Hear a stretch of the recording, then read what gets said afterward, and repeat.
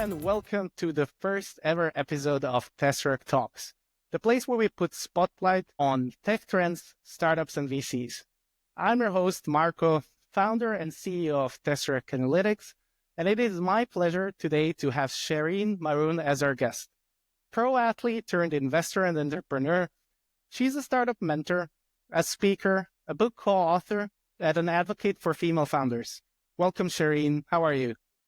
Thank you so much for having me. I'm very good, thanks. Great. Well, there were a lot of topics I wanted to discuss with you today. So in preparation for the episode, I picked 5 questions to focus on. Let's start first by you telling us about your career background. How does one go from being a pro athlete to then having a successful consulting and business career?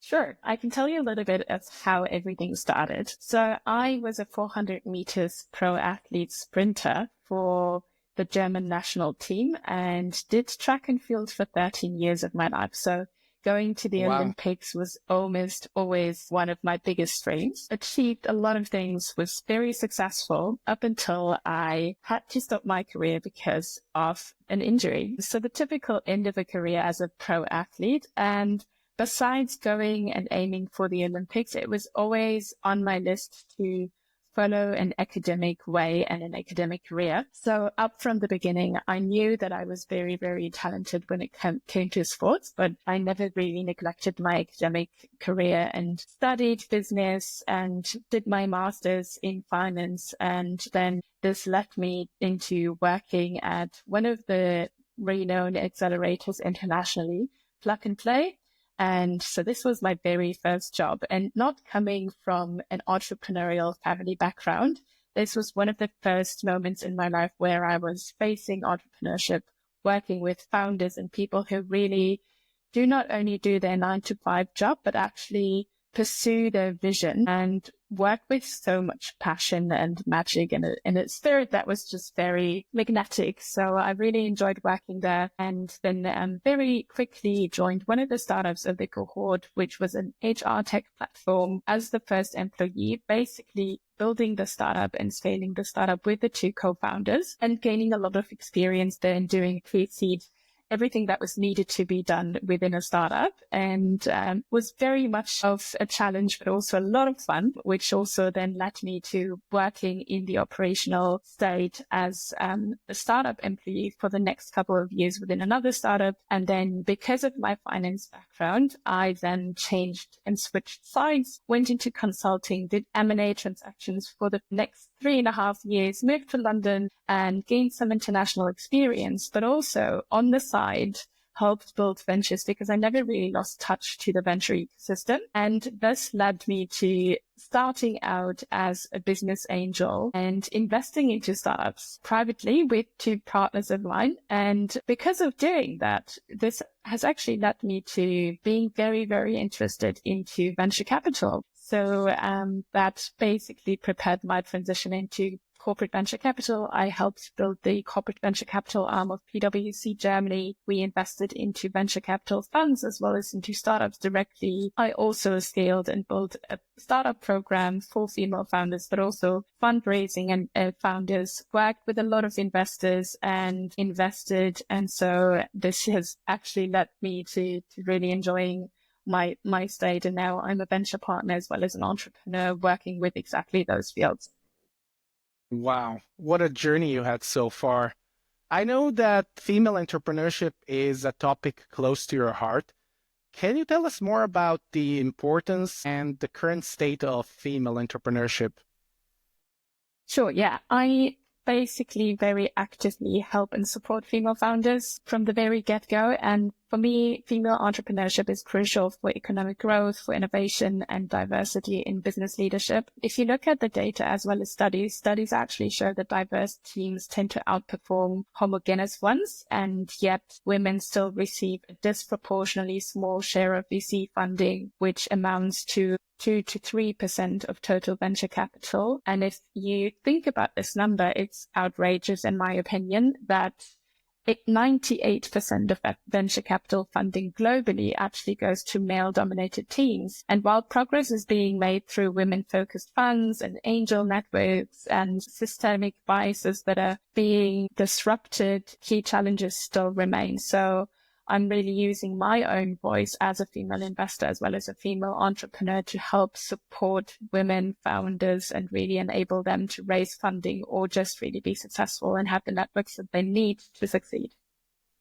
Yeah, I think that's a very important topic and definitely needs more awareness in general. You work with VCs and startups on a daily basis. Can you tell us, what do VCs look in founders when they are considering an investment? Yeah, sure. It very much depends on the stage that you're investing in, right? Because the things and the skills that you look at in the early stage as well as in the growth stage or later stage are varying. But if you look at the early stage, which is also the stage that I am investing in and have been working in the past decade, is basically you look at the team as well as the culture fit. Can the team actually attract and retain top talent? And also, is this the right team to solve this problem that they have at hand with the domain expertise that they have, with the experience that they have? Does the team or the co-founding team actually have complementary skills? So let's say it's a very tech-savvy company or solution that they are building, then they definitely need to have a technical co-founder, but also, someone who does finances or who does all the fundraising and executive part. You also look at the execution power, because ideas are cheap. There's a lot of ideas, but it really comes down to the execution. So the way they are working is something that we as VCs look at very, very deeply. And you can very, very quickly sense how someone works in the due diligence process. You also look at the team problem fit, but also the problem solution fit, which is the problem big enough? Is it a real problem? So very much at the market potential of the whole idea. And then also resilience and adaptability when it comes to the teams. Startups rarely go as planned. There's always ups and downs. And the crucial part is if the co-founders or the founders that you look at and that you analyze can really go through all of those highs and lows of entrepreneurship. So there's a lot of things that you look at, and it's definitely a case-by-case analysis that you need to do with every. Okay, great. Now let's switch the roles and imagine for a second that I'm a startup founder with an innovative solution. What should I be looking for when choosing a VC? How do I know which VC is the right for my company? Very, very important question, in my opinion, because some founders that are starting out and looking for VC funding do not really do their due diligence as properly as they should do. So it's definitely important to look at the VCs that are actually fitting, because it makes the whole fundraising process so much easier and leaner and quicker. So if you look at the VCs, every VC has a website, LinkedIn page, etc. Really do your due diligence on the portfolio companies that they have invested in. Are they invested into one of your competitors? If yes, then it's a portfolio conflict and the likelihood of them investing into your company is very low. So you will probably get a rejection or risk sharing information that are crucial for the competitors. So that's not a good thing to do. And then obviously you look at the investment thesis. Is the stage and the check size fitting to what you are actually wanting to raise? So does their investment sweet spot match your startup's idea and your startup's needs in terms of ticket size, in terms of stage, in terms of the sector that they're investing in and the expertise that they are also providing? Because you want to look at the strategic value, not just the capital, but also the smart capital that you're raising with the VC. So does the VC actually bring the relevant expertise, industry connections with their network or operational support that can bring you forward? Or do they actually have a great brand signaling, which is also important if you look at follow-on funding? So can they actually do the relevant introductions to VCs that you might want to raise the next round from, right? So reputation, founder friendliness is definitely something that you should also look at. Are they known for supporting their portfolio companies? I would also recommend, beyond looking at what you can find on LinkedIn, as well as on the personal investors' profiles and the websites, to also do your due diligence with portfolio company founders. really try to address the portfolio company founders or try to get intros to them and speak about them, speak about the VCs and speak with them about the VCs to really find out if the investors are actually fitting to what you are looking for, because it's like a marriage, right? An average VC case up to exit is 8 years long. So you have to really get along with your investors, and finding out as much as you can beforehand is crucial. Yeah, definitely a lot to consider. It's not I feel like money is the easiest part here. It's Yes. yeah, so many other things, and yeah, like you said, similar like the marriage. So Yeah. I've seen you've been a host or a judge on a number of events where startups pitch their ideas. Do you have any tips on how does a good startup pitch stand out? Yeah, different startup pitches. It definitely always depends on the length of the startup pitch that you're able to present, right? But there is a chronological or a logical order of slides that you need to have. So I would always start with a compelling introductory slide, followed by either your mission or your vision statement to really get someone hooked, and then nail down your problem slide to the customer's pain points. There's a lot of founders out there who actually do not nail down their problem and rather sketch it very, very big and broad. I want to really listen and learn what the customer's pain points are, because I can then derive from that this problem is actually real. Everything that can be quantified is great.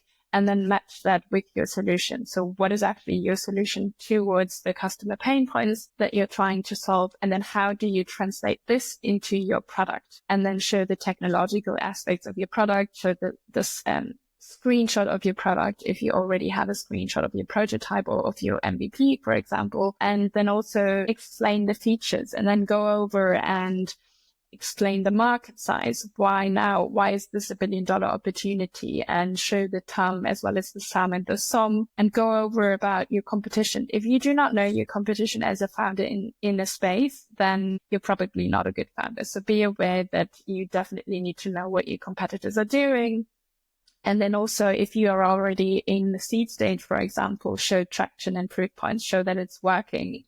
Even at an early stage, traction is super important. And as well as to the things that I was explaining beforehand, show why you are the great stellar team that the VCs are looking for, to really showcase that you can execute and that you're fitting to the problem that you are actually solving. So there's a lot of things, but in short, I would say have a compelling, very straightforward pitch that your grandma can even understand. So make sure that you're able to present what you're building in a very, very concise form that is easy to understand for everyone. And think of your VC investors that are in front of you and listening to your pitch as an uneducated audience rather than a very specialized and educated audience, because not every VC will be as deep down into your topic as you are as a founder. And this is something that I find very crucial. Okay. I'm sure our audience took some notes here to polish their pitch. There is always a lot of comparison between US and Europe when it comes to what strategies are needed to successfully scale a startup in different markets. Can you give us your take on the difference in VC culture, Europe versus US? Sure. I was just in the Silicon Valley a couple of months ago and realized the difference in VCs from the US as well as from Europe. Right. So first of all, let's think about the different ecosystems, right? The US ecosystem is way more mature, has way more capital, has way more experience, way more and bigger exits. And those entrepreneurs that have exited have started VC funds and so on and so forth. I find the exact comparison a little bit difficult because they are just, I would say, 30 years in the future from where we stand. But in terms of comparing them nowadays, if you keep that out of mind, this very much difference of the maturity of the ecosystem, VCs in the US have a different risk appetite. They tend to be more aggressive, funding bold ideas earlier and thinking a little bit bigger than European investors, who tend to be a little bit more traction oriented, even in the pre-seed stage nowadays, wanting more traction, more proof points, more POCs, and tending to be a little bit more risk averse, even if venture capital is actually risk capital, right? So VCs here are more cautious, emphasizing, net metrics as well as traction a little bit sooner. Then definitely is something about the fundraising dynamics. US rounds are often larger and move faster, while EU fundraising can be slower and more relationship driven. If you look at check sizes, if you look at valuations and check sizes in different stages are usually higher in the US than in Europe. And that's also one of the differences that you can definitely see. Wow. Yeah. Again, a lot. It can be topic on its own for one podcast. Well, yeah. Thank you, Sherin, for your valuable insights. That was all for today. And I hope we will continue our talk perhaps in another episode in near future, because we definitely have topics to cover. Yeah. Yeah. Thank you so much for having me. Really, really great conversation. And I'm glad to share anything. Please hit me up on every channel that you can reach me. And I'm more than happy to help and support. Great. Well, then, until next episode, wishing you and our audience all the best. Bye, Sherin. Bye. Bye then.